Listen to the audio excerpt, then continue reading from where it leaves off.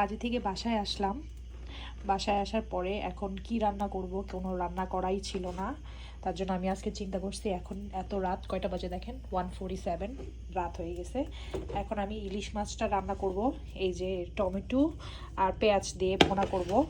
আর এই যে সাইডেই আমি ডাল বসাই দিছি, ডালটা ভোনা করব। আর দেখেন আমার কিচেনে আমার স্টোভ টোভ ময়লা হয়ে রয়েছে, এগুলো সব ক্লিন করতে হবে। এখন আর পারবো না, এটা করেই তারপরে চলে যাব বেডে। আপনারা সবাই কেমন আছেন জানাবেন।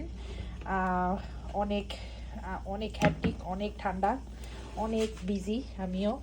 আমি জানি সবাইও বিজি লাইফ লিড করছে, আমিও অনেক বিজি।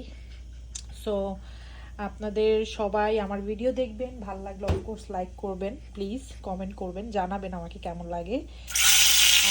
এই যে মাছ দিয়ে দিচ্ছি। কেমন আজকে আমি কীভাবে রান্না করি আমি দেখাবো আপনাদেরকে।